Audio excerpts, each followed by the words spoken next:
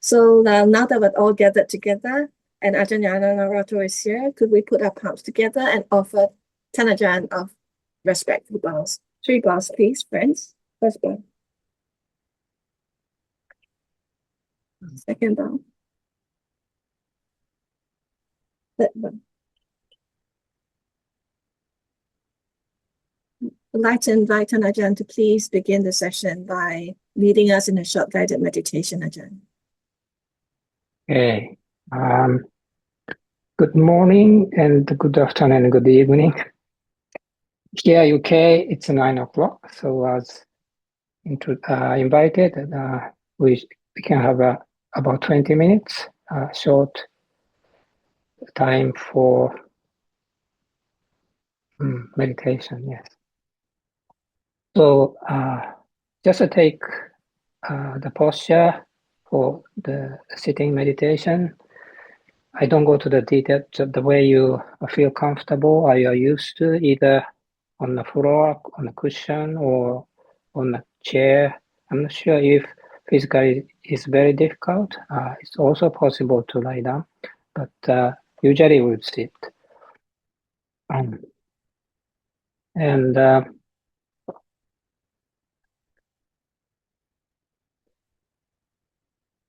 the sense of coming back to present moment. In the present moment, we say, yes, of course we are alive in this moment, but sometimes we're thinking future or past, and we are not aware of it. So just bring attention to the body. Body is just sitting. The whole posture.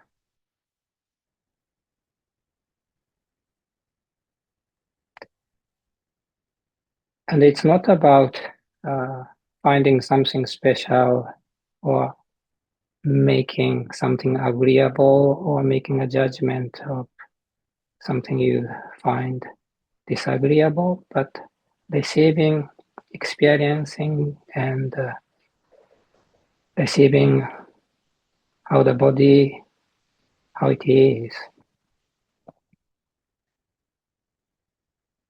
Just a whole posture.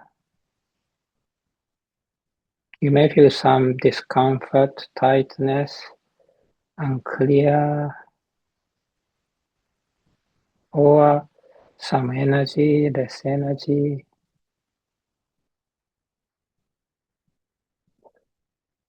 This is a time simply to be aware of it instead of using it, commanding it, or making a judgment of it. Just stay with the sensation of the body, how it is.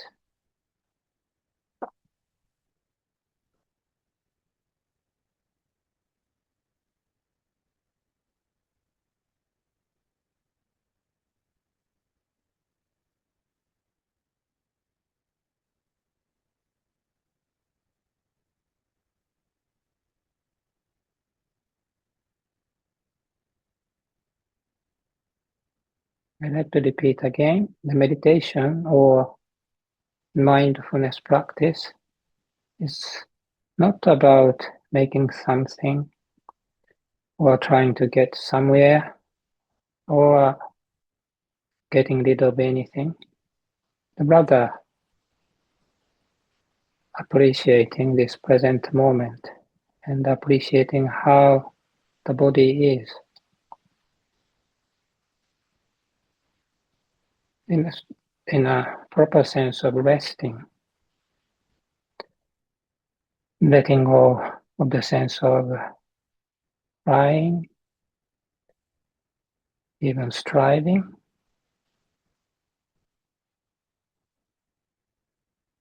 but gently putting down all these sense of I need to do,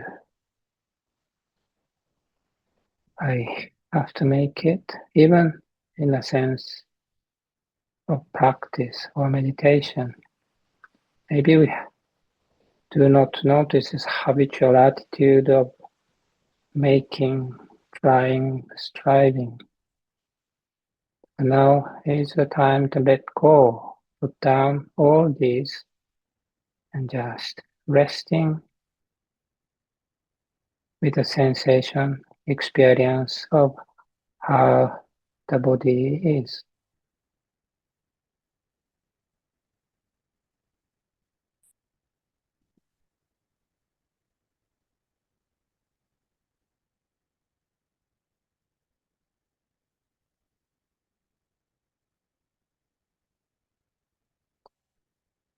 Can be anything, and it doesn't have to be anything.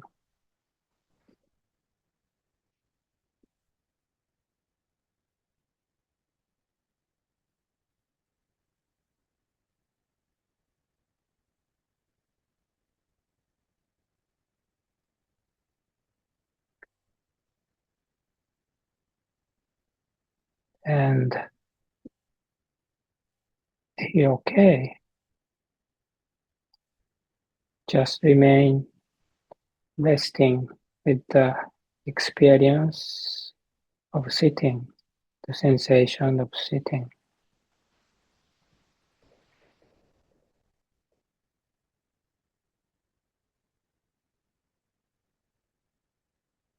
Or, if you prefer, you may also shift your attention to the breath, in breath and out breath.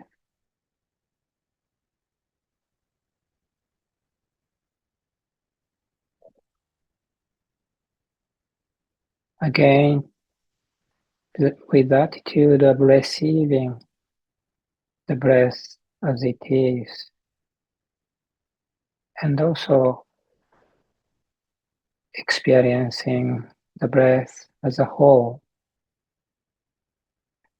There are techniques to focusing the detail and the subtle aspect of breathing, but here we just remain open and relaxed and experience the breathing as a whole. In breath, out breath, in breath, out breath. For now, you do not have to focus, narrow the area of attention to such as nostril or certain areas. Rather, remain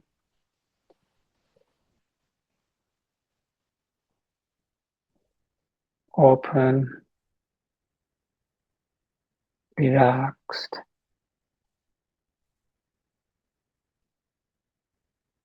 allowing in breath, out breath,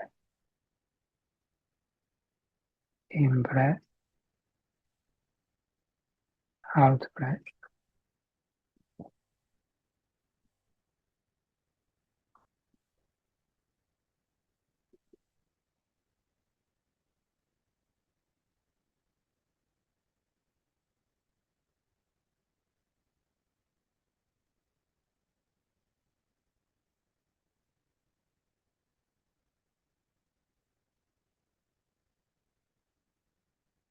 Either the sensation of the body sitting or sensation, experience of breathing in breath and out breath.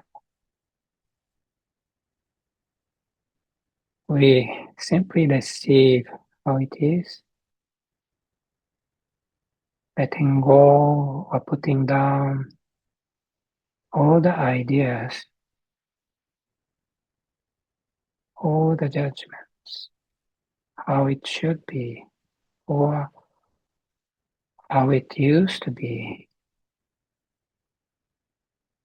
should be better, cannot be this, or even the word I don't know.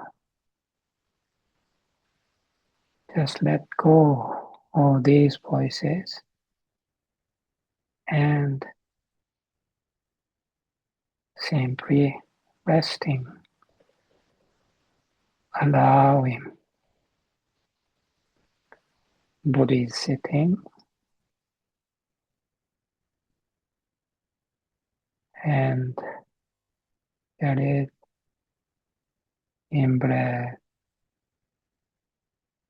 and out breath.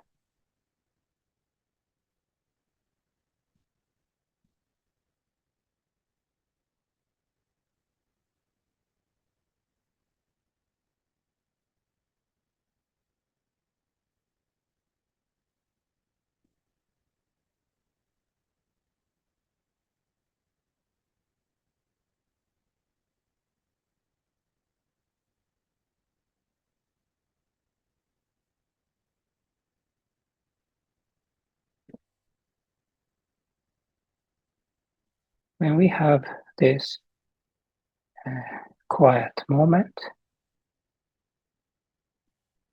we start notice the contents of mind more clearly.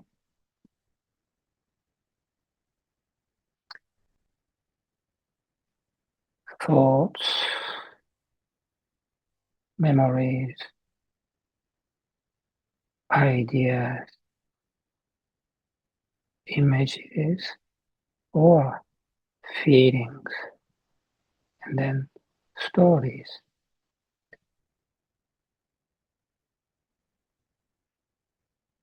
We start to notice. They come and then go. Rinpoche or Ajahn Chah used to use a simile of the train station and train, the contents of the mind, thoughts, feelings, ideas, sensations, and the rest. They are just like trains that come to the station or station terminal, stay there and go. Simply, it is their nature to come and go. There can be fast trains, old trains, crowded one,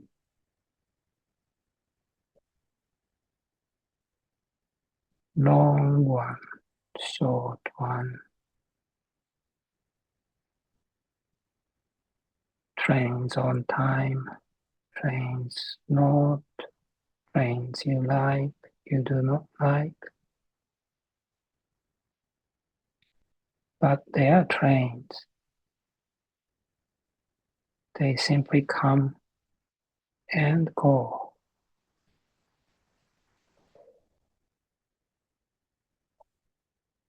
Meditation is not about finding the best train or try to control the trains or making some judgment about the trains. Rather, understanding the nature of trains, simply coming and going. We remain resting at this present moment, or at the station if you like.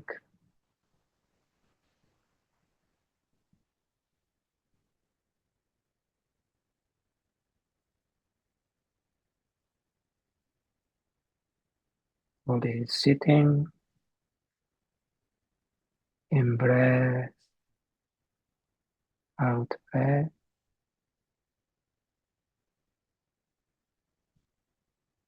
trained, simply come and go.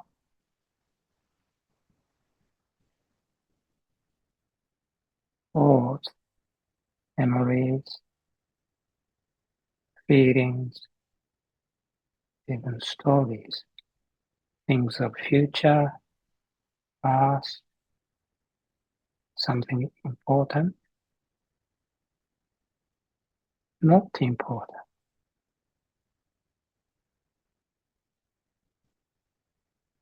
something easy, difficult, things you understand, something you do not, clear, unclear,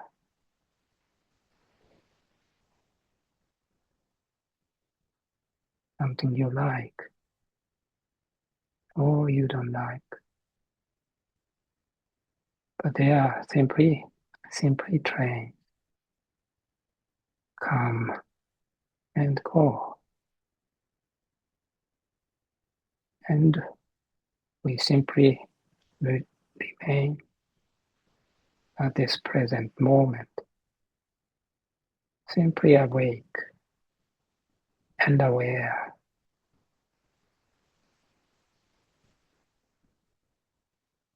with a sense of resting, relaxed, at ease.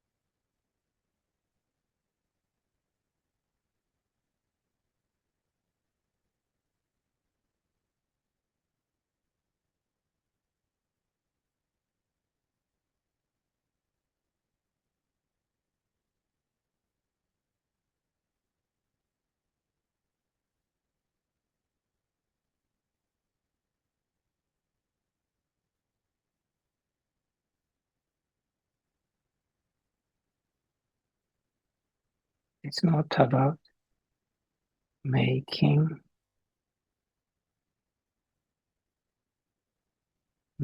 something, reaching somewhere, or getting rid of something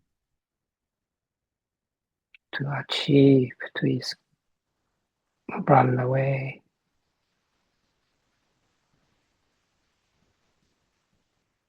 We simply let go all of this and we notice and appreciate simply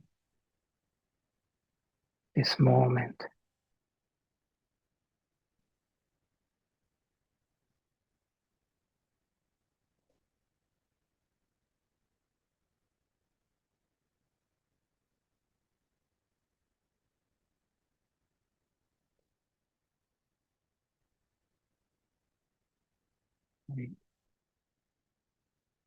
You okay? Please open your eyes. Okay. Thank you very much. May all beings be well.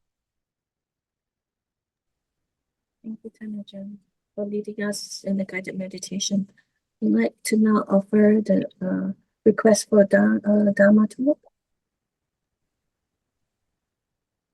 Brahma Jaloka Tipati Sahangbati Katanjalihan Diwarang Ayajata Santi Dasata Araja Hajatika Tese tu Dhamma Anukang Pimang Padang.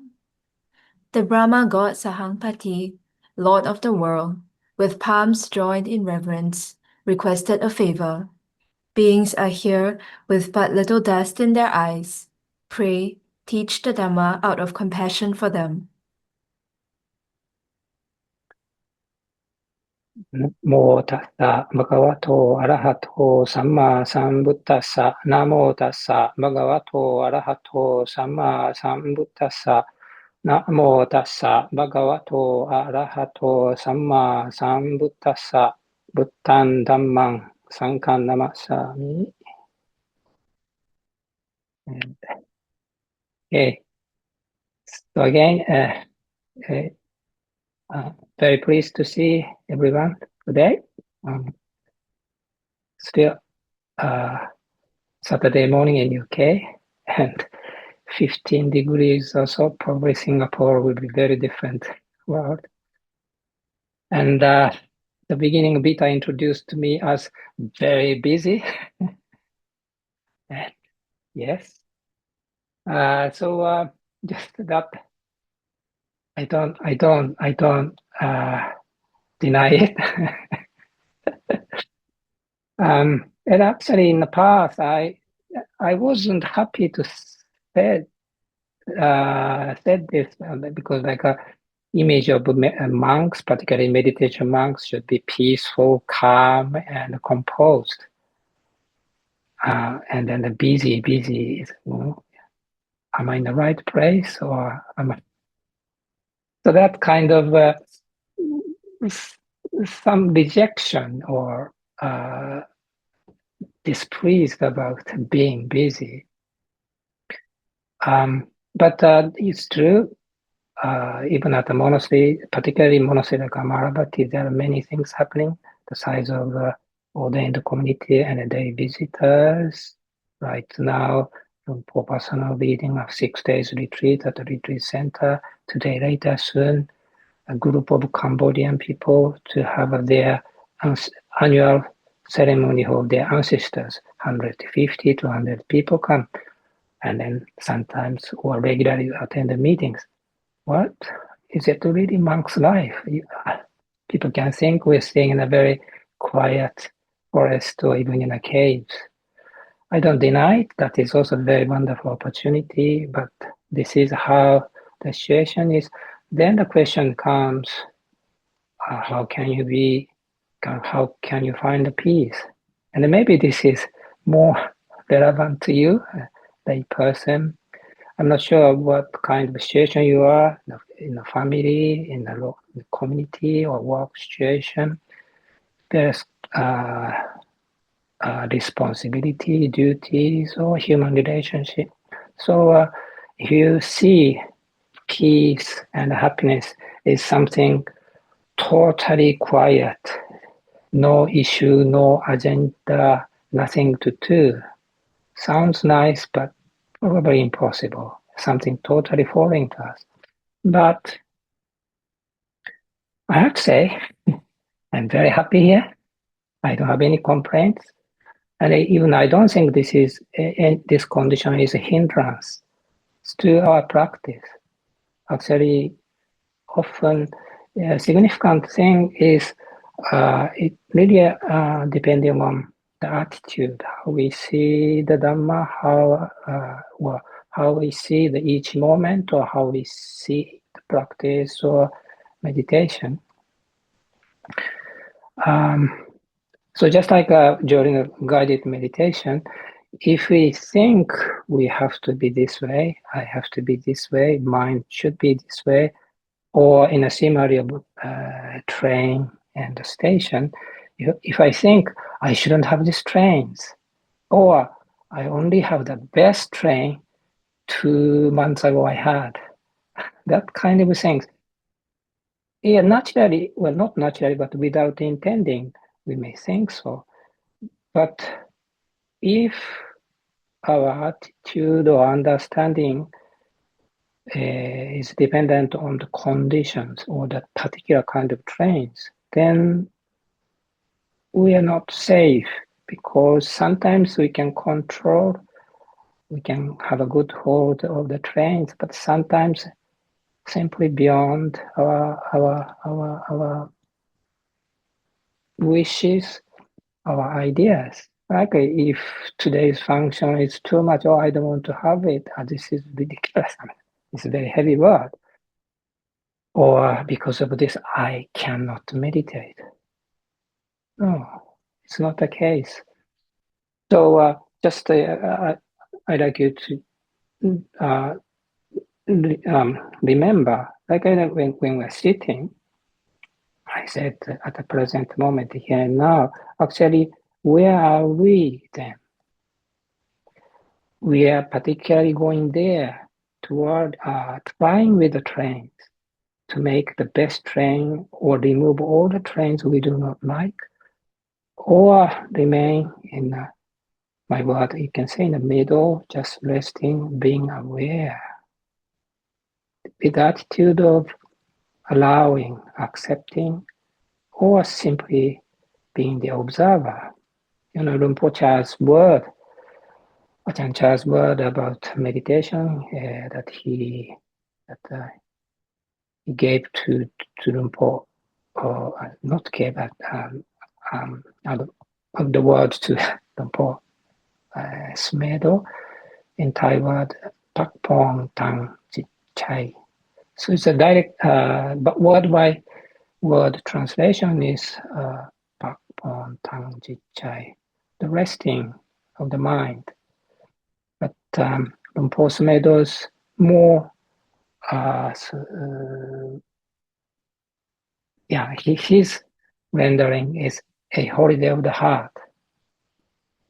And it really conveys the essence of how we see what is the right attitude. Under the name of practice, under the name of meditation, it's quite possible we strive. We got work hard so that we will be free of any defilements. When we are this, but actually, this is, in a sense, very challenging phrase, a holiday of the heart. Oh, come on, holiday. No, we can't be lazy. We have to work. But instead, just the first taste,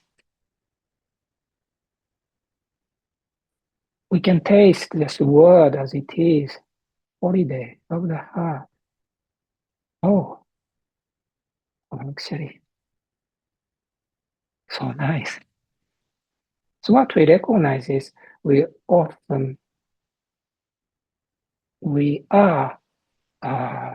this is my word, commanding mind to this, find the answer, to be responsible, to prove yourself, to be proper in a social scene, or even in a meditation. You need to do this, you shouldn't do this. So that's probably right in a certain sense, but it's really commanding, telling what to do. So suppose if your mind being told always you shouldn't do, this is wrong, this is right, this should be bigger, oh no, it used to be for the future, mind will become very exhausted. So then we hear the word, a holiday of the heart. Oh yes, that's true. So the meditation practice or important words and the important thing we really value, but then unknowingly we maybe hold things too tightly, too seriously, and naturally weight appears. And although we work hard, but somehow it becomes task, obligation. And then the joy can be missed. So the very, I think Rinpoche Smedo's translation, a holiday of the heart, to me, when I heard it the first time, it really went into my heart directly. And I recognized, yes, actually, I was doing the opposite, or I was actually doing something opposite to my heart. So this word is actually very helpful reminder. So even in the middle of the situation, externally or internally, lots of thinking.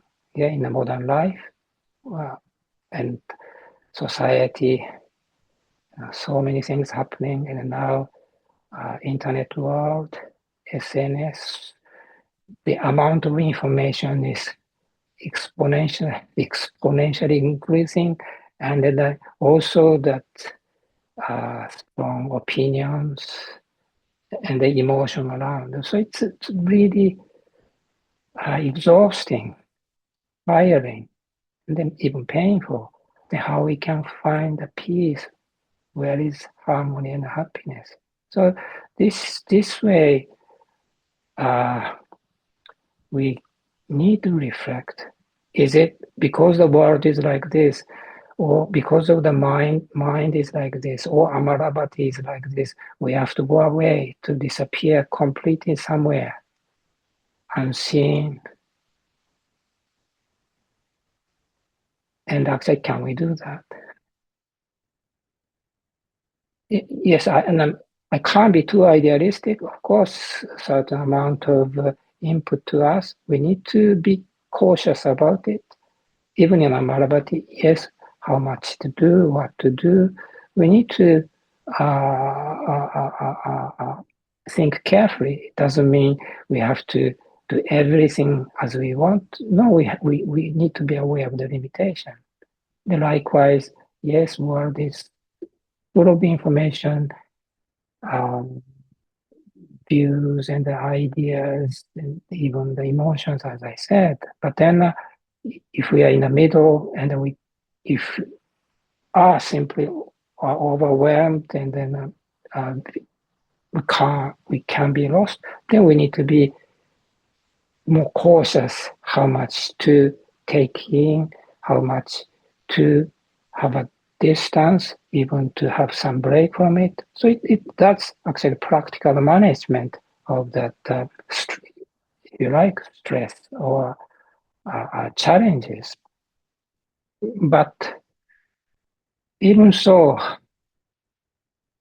certain amount of, let's say, heaviness, challenges, and suffering. It's very difficult to be away and away or not affected or something like this. But then I like to talk about just a small story again from Rinpoche's. You may have heard this, just a simple, it's not that story, but just one. Okay, it's started. Sorry. So I'm not belong to the generation that who saw Rinpoche active. When I came to the monastic life, he was still alive, but he's in a vegetative state. Towards his end of life, about 10, 11, 12 years, he was in a vegetative state. So when I came to Thailand and become ordained to become ordained at Wat Panachab, yes, Rinpoche was already vegetative state. So this is something I heard from more senior teachers. So Rinpoche was constantly and totally selflessly making himself available to teach, guide, help both monastic community and lay people. Lay people would come to see Rinpoche constantly from morning to daytime, even to the evening, night time. So he was receiving the guest and then responding to them, giving some help, guidance, advice. So one of the occasions, well, this is my kind of half proliferation, imagination. So Rinpoche had a guest as usual, and one of the guests, visitors, neighbor from the neighborhood, villagers, or someone from Ubon town, maybe from Bangkok, but it doesn't matter. And then he started talking about his problems, possibly about his relation with his wife, maybe financial matter or children or job, even the health. I cannot do this. This is a problem. Life is so bad. Everything looks like I'm in the middle of such a bad luck. I mean, you can imagine all kind of complaints he had to say, and then look, reason why for him to come to Rinpoche was, yes, help me. And then Rinpoche was listening, and he maybe a cup like this. Sorry, I need to drink now. So he held up. Doesn't matter it's a cup or not. Just let's say it was a cup. He lifted up the cup and then asked the man, "Is this heavy?" I can imagine this man became puzzled. What? I am talking about my life. I'm looking for the answer. Something serious. And the Rinpoche said, "Cup? Heavy?" But out of respect, out of faith in him. So somehow, reluctantly, he was saying, "Yes, it is a heavy Rinpoche." And then Rinpoche put down the cup. And then he asked again, "Is it heavy?" The man was puzzled again. What? Then, right, not heavy. And then Rinpoche lifted up. "Is it heavy?" "Yes, Rinpoche." And then Rinpoche did down again. "Is it heavy?" "No." So I guess there might have been this kind of, for him, for the man, it's awkward moment of, what is he talking about? He just responded yes and no a few times until the man becomes settled with what Lumpo was talking about. When you lift it up, people here also just mentally experiment. You lift up, yes, it is heavy, right? Put it down. Of course, not heavy. Yes, important thing is brain tells you, intellectually, almost silly things, no question, you have to think. You don't have to think. But important thing is we need to feel it. Lift up, yes, it is heavy. When you lift it, put it down, not heavy.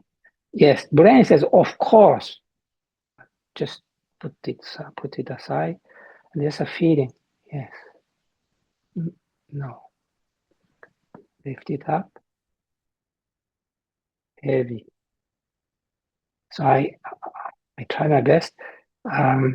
See, we start, when you put it down, yes, not heavy, but cup is still there. It's not like because it's heavy, I have to vanish this, I have to destroy this, I have to take it away so that I don't have to feel heavy, but we just put it down. No weight. It's not heavy. But cup is still there, but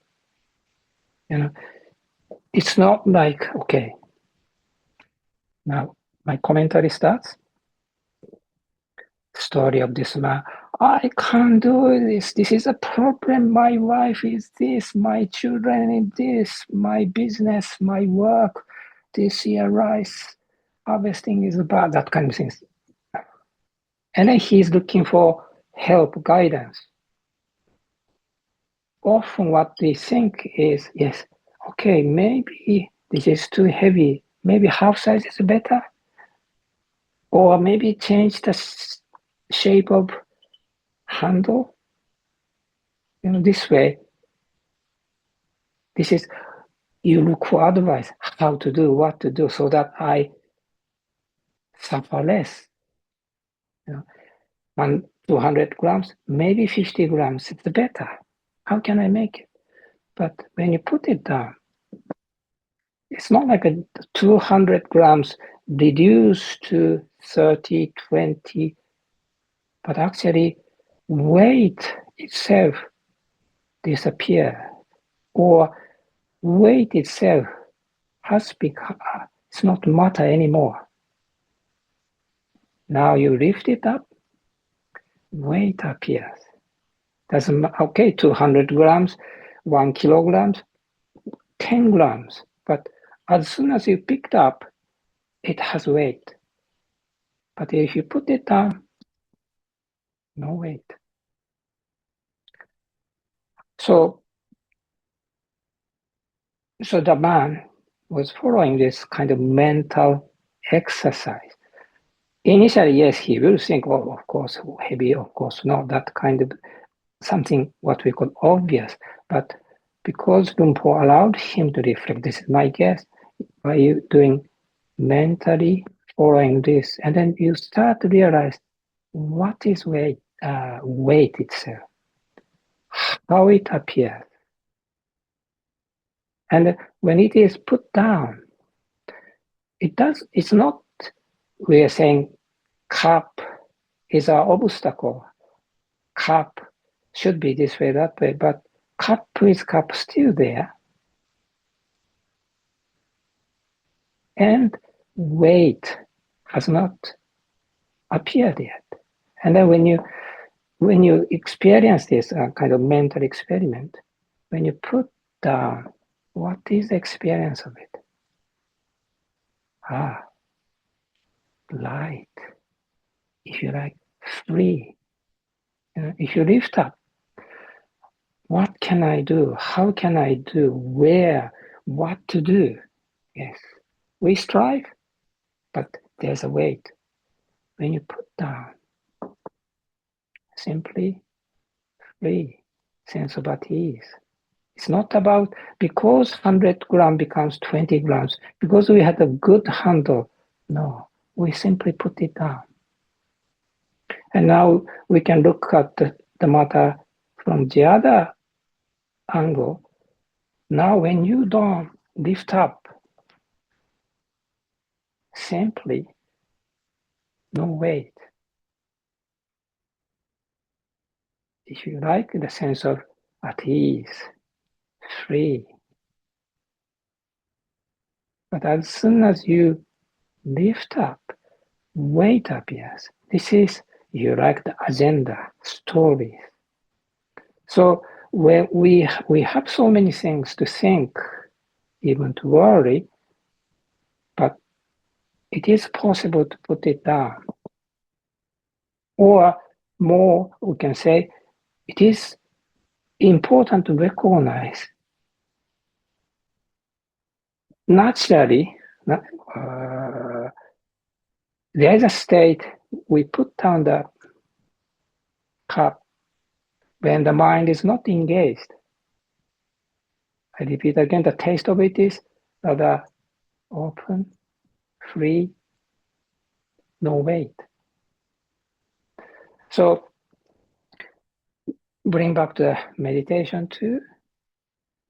When we meditate, if we think, I need to get the samadhi, I need to realize what is enlightenment, I need to attain enlightenment, I need to progress. I have to find a solution. I have to get rid of my defilements. This is a manner I can carry on and on. So this is lifting a cup. How can I do? My problem, my practice, or this is Buddhist ideas, or value of life, or world problem. I'm not saying denying it, but it is quite useful to recognize when you lift it up, actually weight is there. But when you put it down, cup is there, but certainly clarity, sense of at ease, freedom. This is very simple exercise, but I value it because whenever I do this almost ridiculously simple lifting up, and I put it down, and when you feel actually there's no weight, or there's no agenda issue of weight hasn't arisen yet, and we simply free. So that taste of experience of having no weight and how at ease. Often we think, how can I make my mind peaceful? Because I have a defilement, because I have a wandering mind, because I have so many duties at Amaravati, because I have difficult friends. Well, that will be heavier. But yes, still I need to function. I can't be too idealistic about it, but it's true where is actually the crucial point, whether we recognize the place not lifting up the cup yet, simply awake but totally free, the sense of at ease. And this is not about the thinking, I repeat, by doing this exercise a few times and then really feel it, how the weight appears, or when there's no weight has arisen yet, how the sense of at ease is. And when we let's say when I meditate, so what I do, I did that guided meditation at the beginning for 20 minutes. But when I meditate, you may like it, you may do not like it.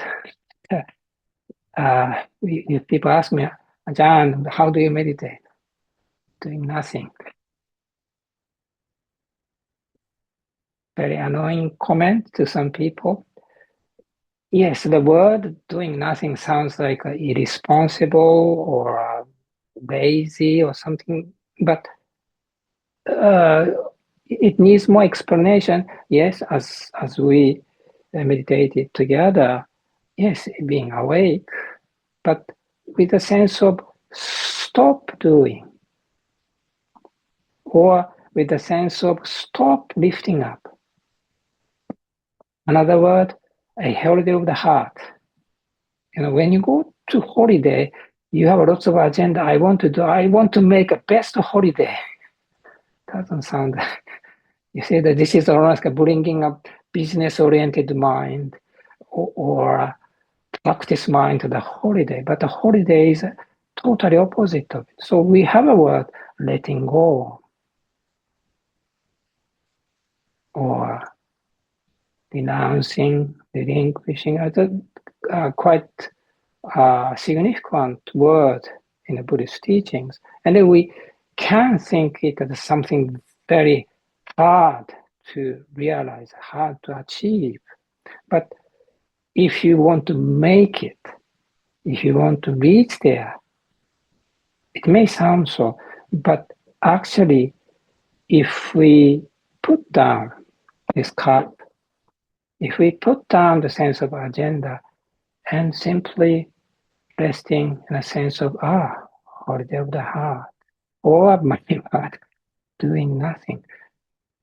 Right, just the word-wise feels a bit guilty, or I'm supposed to work hard diligently. It's not exactly what I've been taught in the Buddhist teaching. Also, how we live is actually work hard, be responsible. So it's feeling a bit uncomfortable. So you may do not like the word doing nothing.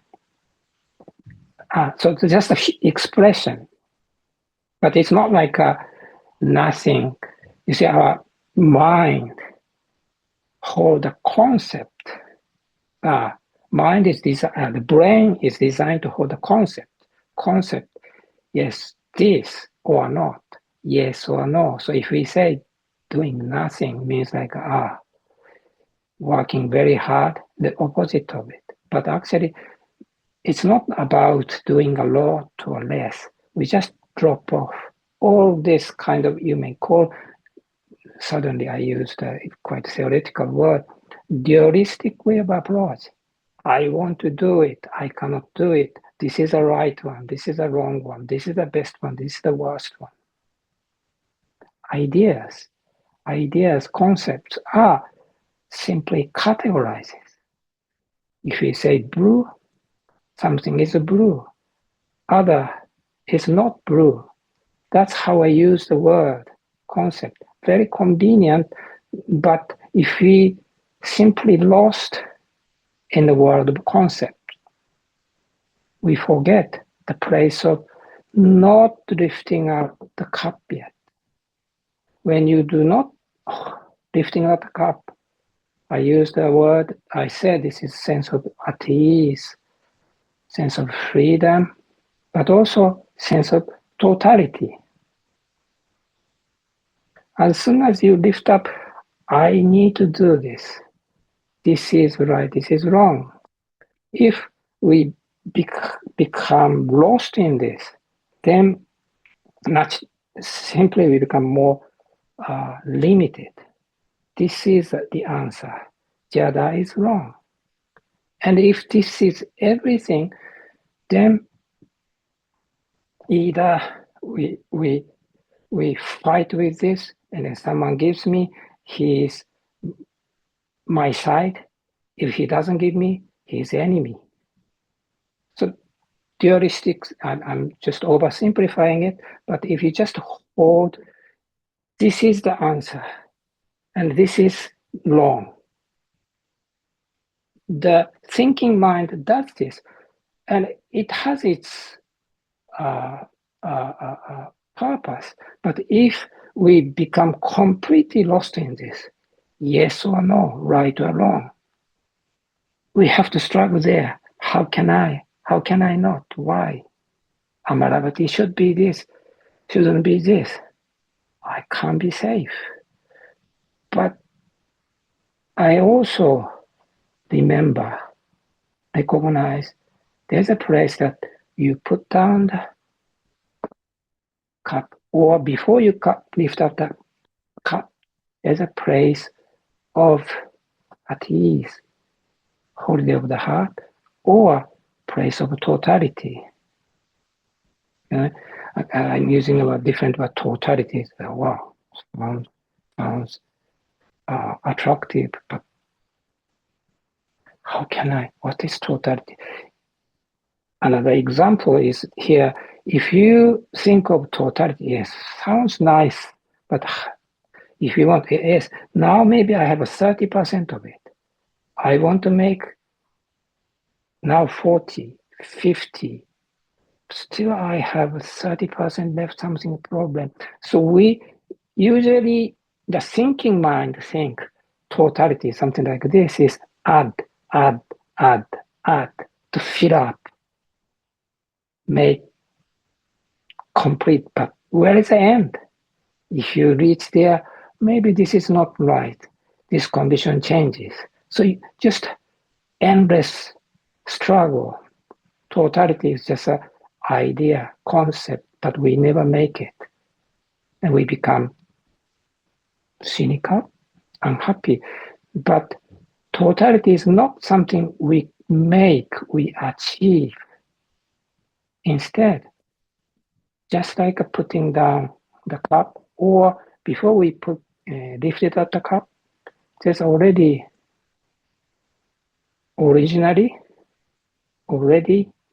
the sense of totality.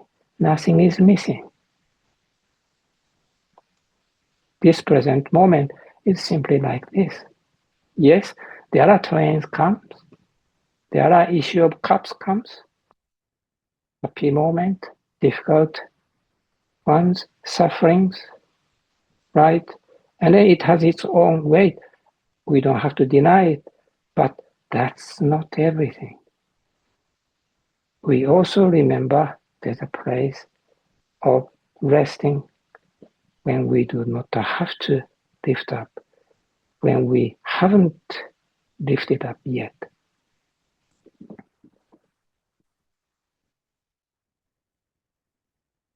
I have to say, if without this,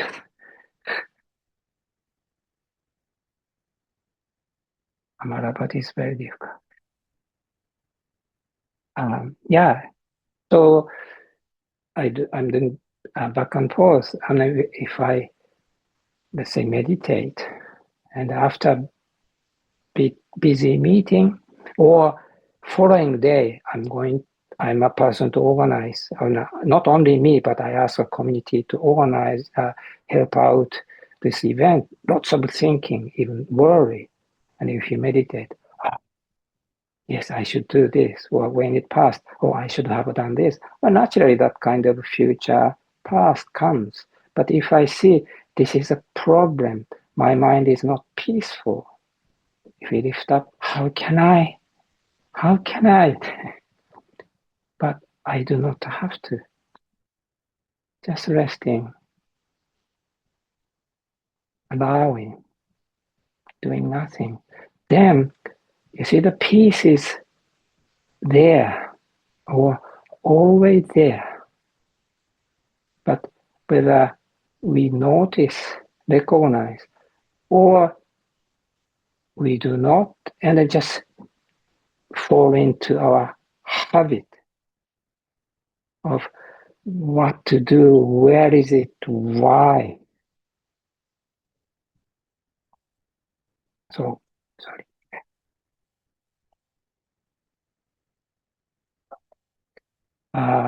It's a simple example. And it's already 10 o'clock, so I'd like to stop or conclude now.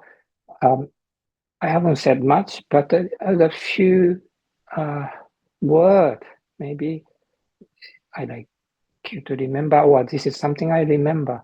Yeah, example, lifting up, putting down, not just intellectually, there's nothing. But if you really feel it, when put it down, how free, how at ease. Anyway, and when you lift it up, what appears? Now, this is, to me, quite significant. It's not, yes, you say it's simply cup, it's not like every kind of suffering as such, but just recognize the sense of at ease. And then the pattern, I can notice in my heart too. And then another key word is a holiday of the heart, as Rinpoche said. And also when you see our experience, mind the contents, as a trains that come to the station, come and go. And yes, usually our life or practice, we concerned about the contents of the train, how the train is, or amount of trains. But instead, we simply remain. It's not about controlling or making something improve, change, and so forth of the trains, but it is not becoming lost there, going there to chase it or pushing them away, but it's true by letting go, by putting down, or the sense of putting down the cups. Just trains are just trains, and simply present moment gives us the taste of freedom, at ease, and totality. Okay, thank you very much. I stop here now. Handamayang ovadakataya sadhukarang tatamase. Sadhu, sadhu, sadhu, anumodami. Thank you so much, Thanajan. We'd like to now offer the space for questions and answers. Friends who are here, gathered here, please feel free to click on the raise hand button and we'll invite you to interact with Thanajan to ask your question. Yeah. Perhaps let me kick off with the first question, Thanajan. Yes. We all know you have very demanding schedules. I mean, I watched you for many years, right? And how you have been able to balance the demands of the monastery and also your own practice with a lot of ease, with a lot of calm. Yeah, many of us. Yeah. Many of us do not live in the monastery, and we perhaps don't follow the discipline the way that the bhikkhus do. But we have demands of, work, responsibilities, family, travel, emails, calls. How would you advise someone with living in daily life? How would you advise them to integrate this whole stillness, this whole calm? I mean, you get the example of looking at the weight of the cup, right? But how do you sort of maintain that flow? Thanajan, one thing about you is you have it in you. You have the flow, even in your mannerism. You are so calm. Okay, good to hear.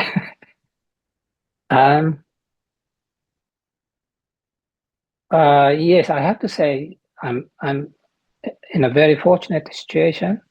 Although I said Amaravati, it has many functions, and then yes, you may say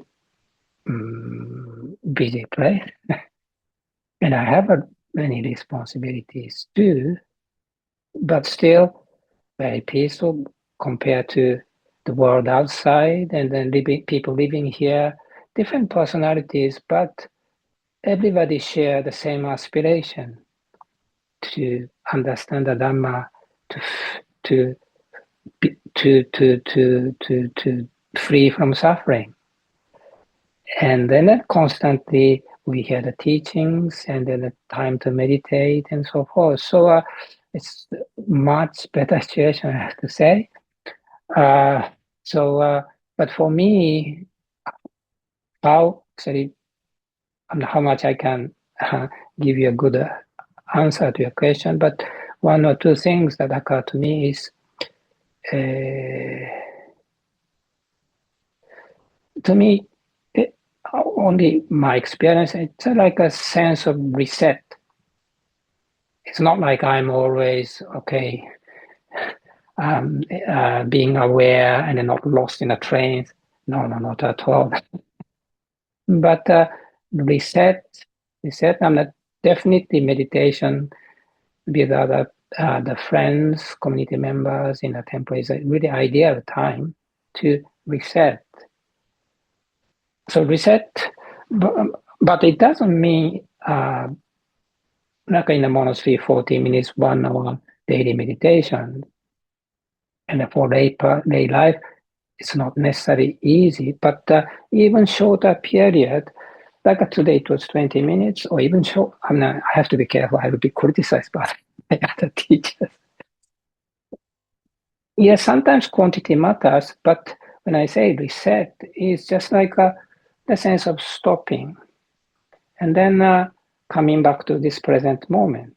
It means in daily life, we constantly lost in this trains, I have to do this, and even we don't recognize it, but just a stop and yeah, in a proper sense of doing nothing. If you think to reset this, my mind should be very calm and then less trained and all the rest, then it requires particular setting, particular amount of time and so forth. But when I say reset this, understanding what is the right place. Is it a trains or the resting in a present moment? So it is not like a time-taking effort so that you will understand, but just a recognizing and then coming back to the present moment. This is what I mean by resetting. So in a daily life, I heard a Plum Village, Thich Nhat Hanh's place, they have regularly time to time, they ring a bell throughout the day. And even I haven't been there, but I was told there are many duties, activities they have to do. But in the middle of the activity, let's say 9 o'clock, bell goes, 5 minutes. They just come back to, in my own word, present moment. Of course, everybody has a different situation. Like before you go to bed at night time, or when you get up, or after lunch break, few minutes, maybe too tiny, you think, but it would make huge difference if you do or not. So I would say this sense of resetting from time to time regularly, okay. Because otherwise, such a strong pull, I have to say. I'm not necessarily good at to really, but yes, I'm conscious, I'm aware of this coming back to the right place. And then also I remember certain keywords, like today, a holiday of the heart, or something like this, you do this. Just a clear reminder. Doesn't have to remember all the sutta.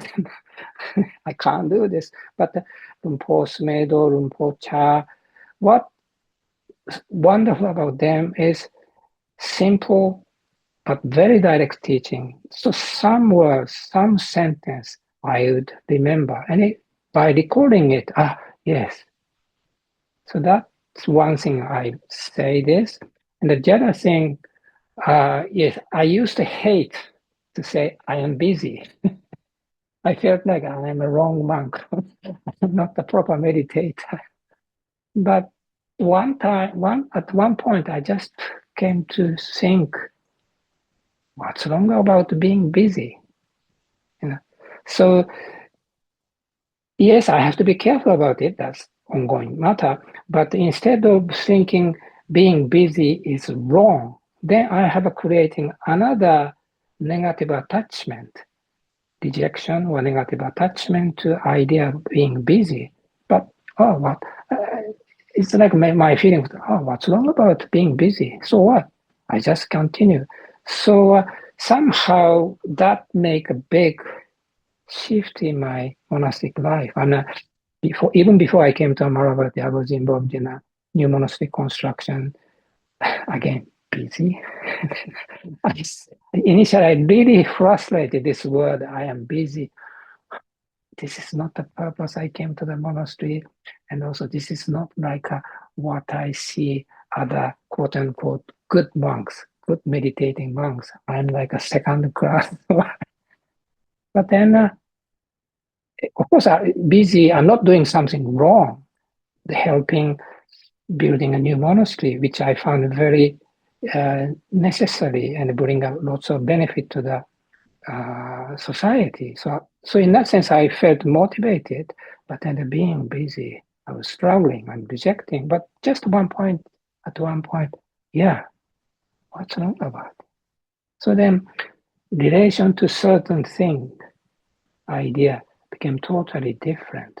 I became, and I said, I start feel at ease with the idea of being busy. It's just a condition, I'd say. Yes, thank you. Some keywords, reset. And I think the other keyword, the other framework that you spoke about, Thanajan, it's about reframing your mind, reframe your mind. And I like that these little reminders are helpful for us in our daily life. Yes. Good to hear, yes.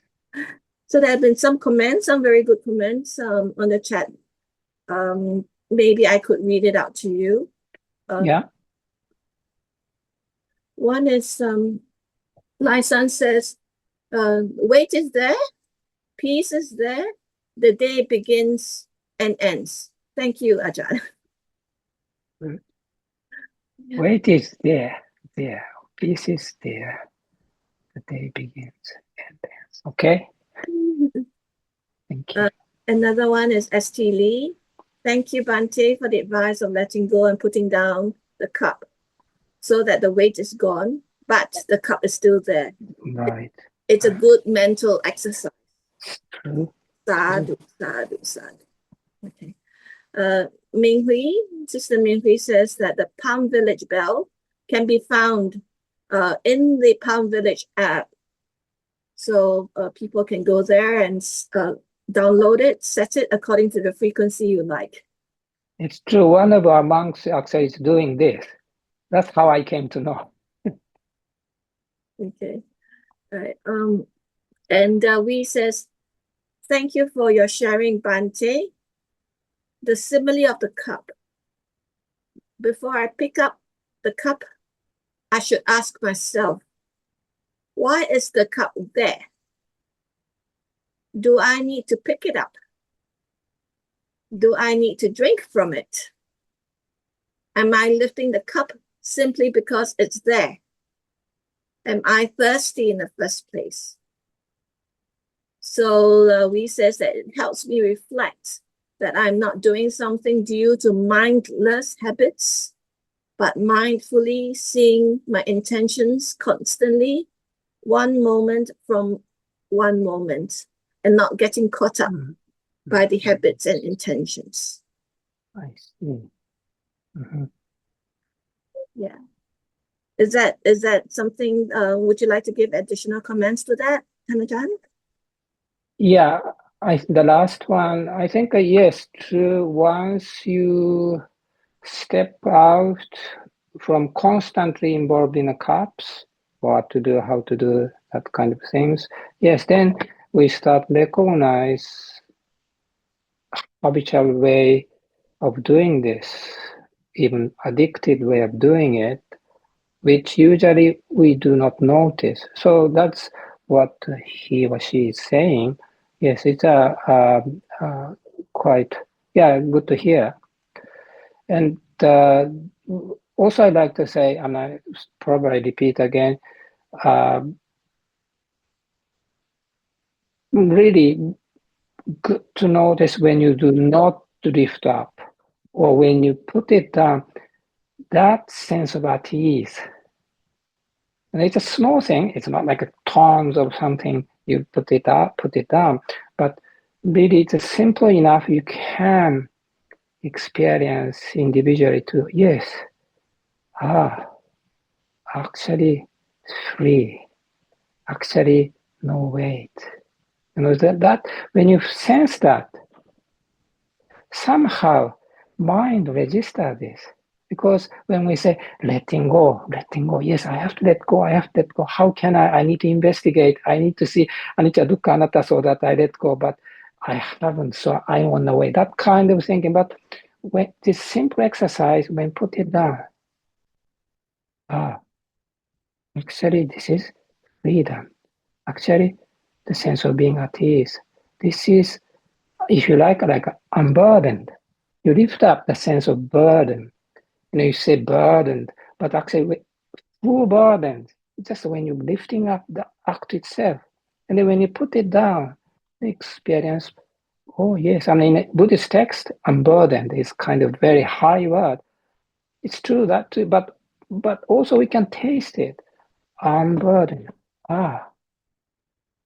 And so the reason why I say myself too, from time to time, do this kind of mental exercise, it's really freeing to me. Another way of re-teaching myself, redirecting myself, because mind forgets. But this is something new, because in our life, what we are compelled to do is more, more, more, more. But this is totally opposite. Putting down. And almost like a body or mind remembers it's something important. We forget, we do not notice, but oh yes, this is actually so free, so easy. Nothing special, but free. So when I said sitting, yes, like when I reset meditation, doing nothing, I would say actually yes, holiday of the heart is one way to say, or like a sitting with the sense of letting go. But if I say sitting with letting go, probably including myself, yeah, I need to put down, I need to letting go. Yeah, this is very difficult place to start with, because probably we know the word letting go, particularly Ajahn Chah's context or for a Thai forest tradition, often use the word letting go as something significant. And that once it comes to, yeah, I know, but it's difficult. So if you think, I have to let go, how can I?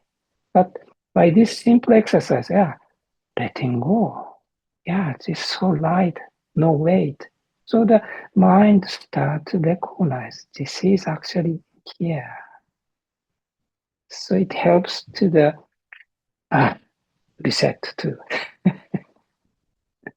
Thank you so much, Tanajan. It's really a very beautiful conclusion.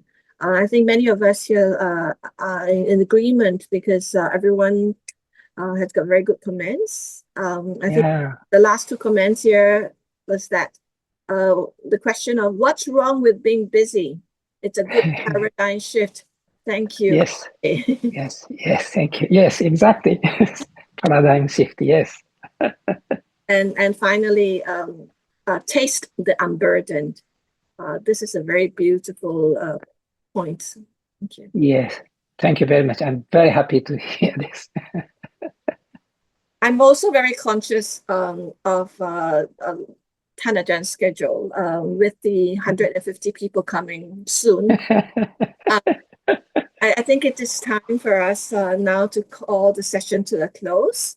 But with the closing, we'd like to invite Tanajan to lead us in the verses of sharing and aspiration. Yes.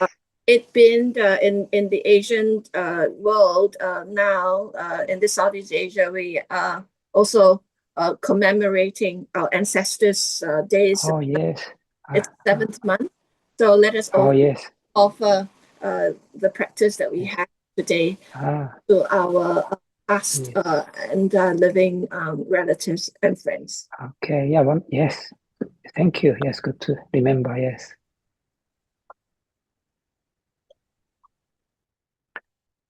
So I do the introduction and please join after. Yes. Shall I start? Yes, Anajan, please go ahead. Okay. Now let us chant the verses of sharing and aspiration. Through the goodness that arises from my practice, may my spiritual teachers and guides of great virtue, my mother, my father, and my relatives, the sun and the moon, and all virtuous leaders of the world, may the highest gods and evil forces, celestial beings, guardian spirits of the earth, and the Lord of Death. May those who are friendly, indifferent, or hostile, may all beings receive the blessings of my life. May they soon attain the threefold bliss and realize the deathless. Through the goodness that arises from my practice, and through this act of sharing, may all cravings and attachments quickly cease, and all harmful states of mind, until I realize Nibbana in every kind of birth. May I have an upright mind, with mindfulness and wisdom, austerity and vigor.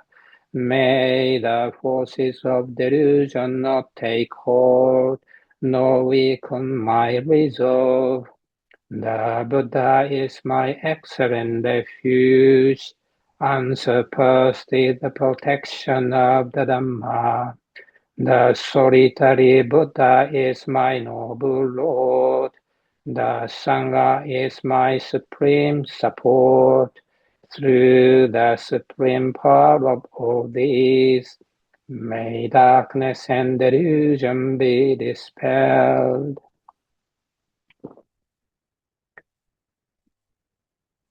Okay, so to take leave from you, Thanajan, please allow us to chant the homage to the Buddha, the triple gem, and take leave from Okay. Araham Sama Sambuddho Bhagava Buddham Bhagavantam Abhivademi Swagado Bhagavata Dhammo Dhammasami